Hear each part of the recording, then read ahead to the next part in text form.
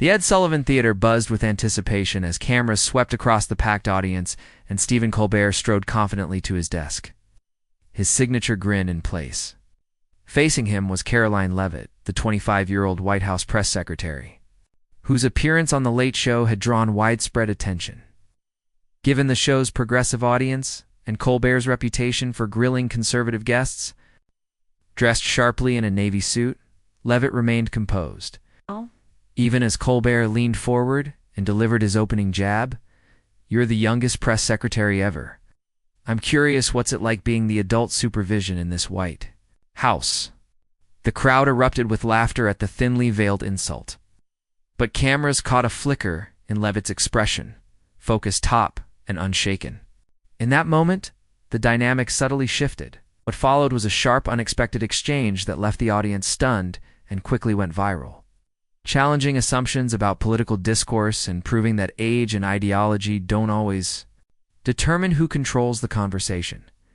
Karoline Leavitt had already established herself as a formidable political communicator. After serving as an assistant press secretary in the previous administration and becoming the youngest White House spokesperson in U.S. history, she returned under the new administration to take the top position, breaking precedent and drawing national attention.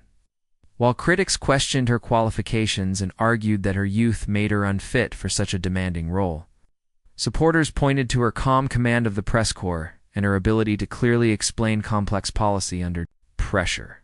Hailing from a small working-class town in New Hampshire, Leavitt's background stood in stark contrast to the coastal elite circles that made up much of Colbert's audience.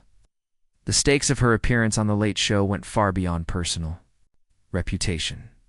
For Colbert, it was a chance to take jabs at an administration his viewers largely opposed. Armed with scripted questions aimed at highlighting Leavitt's inexperience for comedic effect. For Leavitt, the risk was far greater. Her performance would shape public perception of both her and the White House she represented. A misstep could confirm critics' doubts. Defensive reaction could become a viral soundbite used against her for weeks. But this interview also symbolized something bigger, a flashpoint in America's deepening political divide, where each side expected the worst of the other. The show's producers had allocated extra time for the segment, anticipating fireworks and high engagement across social media. But as Colbert's opening jab echoed through the studio and the audience's laughter died down, it became clear that this might not be the usual partisan skirmish. Leavitt, unfazed, was preparing not just to defend herself, but to reshape the narrative entirely. "It's actually a fair question," Stephen Leavitt responded, her voice calm and steady, "though I suspect not for the reasons your writers intended when they crafted it." The unexpected directness of her reply caught Colbert briefly off guard. He had expected the usual defensiveness or deflection, the standard playbook for political guests under pressure. "My writers are innocent," he quipped, recovering quickly. "They're just children themselves, much like the administration's economic policy team, from what I hear." The audience laughed, and Colbert leaned back, confident the rhythm of the interview was now his to control. But Leavitt didn't take the bait. "You know, I've actually watched your show for years," she said, surprising many in the room. "Even when I disagreed with your views, I respected the way you elevated political comedy beyond cheap shots. That's why I accepted this invitation, despite knowing it wouldn't be easy." Colbert nodded politely, both acknowledging the compliment and preparing his next strike. "Speaking of difficult territory, let's talk about your qualifications," he said. "Most press secretaries have decades of experience. You were in college just a few years ago. What exactly prepares someone your age to speak for the most powerful office in the world?" It was a familiar line of attack, one that had followed Leavitt since the day of her appointment. The audience leaned in, anticipating a rehearsed soundbite, or better yet, a moment of awkwardness. Leavitt met it head-on. "I was wondering how many minutes we'd get before my age came up," she said with a wry smile. 3 minutes and 20 seconds longer than I expected." Laughter rippled through the room, not mocking, but appreciative. The tone had shifted. And with that, she continued, "Let me address this directly." She continued, "The average Age in Congress is 59. Exactly your age, Stephen. Guys. In the Senate, it's 65. The average age of cable news viewers. Over 60, meanwhile? The median age of Americans is just 38. And the challenges we're grappling with technological disruption. Climate change, evolving economic models, will shape the futures of younger generations most directly. Colbert began to interject with a joke, but Leavitt held her ground, her tone still polite but firm. If I may finish this point, she went on, my role isn't to claim I have more wisdom than those with decades of experience.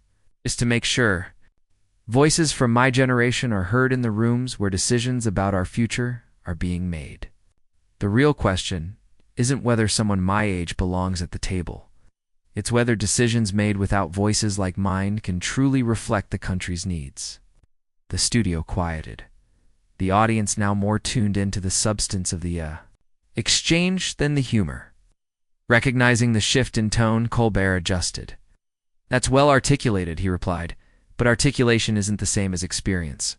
When national security crises emerge, do you truly believe your perspective is as valuable as someone who's navigated these before?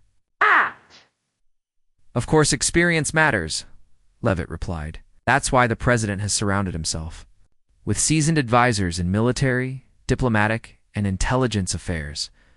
My job isn't to replace their knowledge, it's to communicate it clearly and ensure younger perspectives are included in shaping the policy itself. She leaned forward slightly, then added, but Stephen, since we're discussing experience, I'm curious what life experiences prepared you to shape political discourse for millions every night. You studied philosophy and theater, performed improv comedy, and then entered television. That's not exactly the traditional path to political influence either. A low murmur ran through the audience. The dynamic had flipped. Leavitt wasn't defending, she was questioning. And she wasn't attacking, just pointing out the uneven scrutiny applied to different backgrounds. Colbert, to his credit, acknowledged the moment touché. I suppose I've been influencing political opinions without a political science degree for years. But he quickly pivoted, retaking the offensive. Then again, I'm not the one speaking on behalf of the president. You're right. Leavitt nodded. You speak to millions of Americans 4 nights a week, shaping how they understand complex issues through comedy and interviews. I'd argue that carries its own significant responsibility. The exchange had clearly moved beyond its expected script and into more meaningful territory. Sensing that his usual gotcha tactics weren't landing as planned, Colbert pivoted toward substance. Let's talk about climate policy, he said. Your administration has rolled back several environmental regulations while young Americans overwhelmingly support stronger climate action. How do you square representing a younger generation while supporting policies many of them oppose? Leavitt didn't flinch. That's a much better question than asking about my age, she replied. The administration's approach to environmental challenges focuses on innovation and market-based solutions. We believe that investing in next-generation, nuclear, carbon capture, and renewables provides a more sustainable path forward than regulations that often just push production. 2 countries with weaker environmental standards, she continued. Many young Americans, yes, even those who disagree with our policies, share the same desire for environmental responsibility. We're not divided on goals, only on the best methods to achieve them. It's what healthy democratic debate should be. Disagreement on means, not ends. The audience, initially primed for political theater, now found themselves tuned in to a thoughtful policy discussion. Colbert, adapting once more, leaned into humor. Your ability to stay on message is impressive, he said with a grin. I'm Starting to wonder if you're really 25 or just a very well-preserved 60-year-old operative. Laughter rippled through the crowd, but it was clear the tone had changed. What began as an attempt to undermine Leavitt's youth had instead revealed her poise and depth. Seeing that policy wasn't delivering the viral sparks his show often thrives on, Colbert turned to more personal territory. Let's talk about what it's like working for this president, he said. We've heard rumors of staff turnover, tense dynamics. It's off the record, blink twice if you need rescuing. The audience laughed as Colbert mimed a covert signal, clearly aiming for discomfort or a headline-worthy moment. But Leavitt didn't bite. Instead, she shifted the tone entirely. "You know, Stephen," she began, her voice softening, before coming on tonight, "I watched your 2016 interview with President Obama. You asked him thoughtful questions about the weight of decision-making, about balancing public service and family, about how the office changes the person who holds it." She paused for a moment. "Those were insightful questions," she said softly, "ones that treated public service as a serious calling, not just fodder for punchlines. You showed respect for the office while still holding on to your perspective. And humor." Colbert nodded, visibly recognizing the interview she was referencing. "I understand that my boss isn't your preferred president," Leavitt continued, "and I respect that truly. That's what makes democracy work. But over the past few years, I've noticed something that concerns me. Not as a Republican, not even as the press secretary. As an American who cares deeply about whether we can still function as a society across our differences." The studio had gone completely still. The audience sensed this wasn't political theater. It was something more vulnerable, more real. "We've lost the ability to disagree on policies without assuming the worst about each other's motives," she said. "We treat political differences as moral failings, as if people who disagree with us aren't just wrong but bad." Colbert looked ready to crack a joke to break the tension. But something in Leavitt's expression, earnest, not combative, made him stop. "My generation hasn't really seen what functional politics looks like," she went on. "We've grown up with gridlock, government shutdowns, and increasing polarization. The adults in the room, and I use that phrase intentionally, considering your opening, haven't shown us how to disagree productively or work together across divisions." She leaned in slightly. "Your platform reaches millions, Stephen. You can keep portraying half the country as stupid or malicious. It gets easy laughs. Or you could use your extraordinary communication skills to show that we can still disagree without dehumanizing each other. You don't have to change your views to do that, just your tone." The silence in the room was absolute, not the awkward, kind, but the heavy, meaningful kind that follows something unexpectedly sincere. "I accepted your invitation tonight knowing I'd likely be the punchline to a few jokes," she added, her voice steady. "I came anyway," Leavitt said, "because I believe we need to start seeing each other as fellow Americans, not just political opponents. My generation's future depends on rediscovering that capacity." Now she offered a faint smile. "So yes, you can keep asking questions meant to make me look foolish or uninformed. I'll do my best to answer them. But I think your audience deserves more than just watching you try to embarrass someone who stepped into what we both know. Is a somewhat hostile environment, because I still believe conversations across differences are possible." Alice. The studio remained still, her words hanging in the air. Cameras caught audience members exchanging glances, clearly processing the momentous sharp turn away from the typical script of late-night political skirmishes. Even Colbert seemed momentarily caught between his satirical persona and the weight of the challenge she had just presented. After a pause that felt longer than it was, he slowly set aside his note cards. "That's a fair point," he said, his tone shifting from showman to something more grounded, "and probably something all of us in this business should think about." He looked at her directly. "So let's try something different. What's one thing you wish more Americans on my side of the political spectrum understood about your administration's goals?" The question marked a striking pivot from setting traps for viral moments to opening space for genuine dialogue. The audience, primed for political combat, found themselves watching something far more compelling. To people with stark differences, choosing conversation over confrontation. Leavitt nodded in appreciation. "I wish more Americans understood that, despite our policy disagreements. This administration genuinely wants to expand economic opportunity, strengthen American innovation, and leave the country more prosperous and secure. We may differ in methods, but the goal of a better future isn't exclusive to one party," she said. "And I'll also acknowledge this. While I may disagree with many progressive policies, I know they often come from a sincere desire to build a more just and equitable society. We can debate the how, but we should start by assuming sincerity in each other's why." What began as an attempted takedown had transformed into something few in the audience, or the millions watching, had anticipated. A rare moment of honest, respectful connection across ideological divides. As the segment wrapped and Colbert thanked Leavitt for her time, the audience applauded not with the usual partisan energy, but with a quieter, more meaningful appreciation. It was applause for authenticity, for substance over spectacle. Glimpse of what political dialogue could be in a country starved for something real.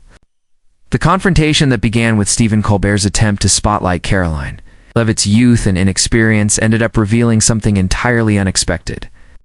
A young political figure capable of rising above partisan theatrics to articulate a thoughtful vision of civic engagement across ideological divides.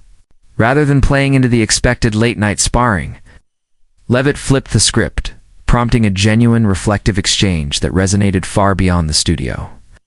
Clips of the conversation spread rapidly across social media, not because of the usual viral outrage or zingers, but because of its rare authenticity. The moment stood out precisely because it rejected the familiar formula of political entertainment.